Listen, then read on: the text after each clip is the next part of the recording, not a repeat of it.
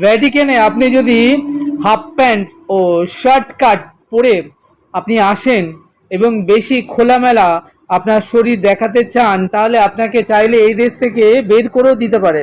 এই দেশের কারেন্সির নাম হলো ইউরো, যেটা তারা নিজেরাই ছাপায়। ইউরোতে পোপের ছবি বসানো থাকে।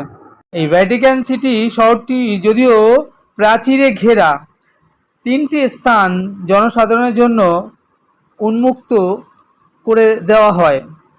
একটি হলো Saint Peter Square of Basilica, দ্বিতীয়টি দ্য আগবেল, অ্যান্ড থার্ড হলো দ্য ভ্যাটিকান সিটি মিউজিয়াম, যা আপনি একদিনে দেখে শেষ করতে পারবেন না, এত বিরাট, এত বিশাল।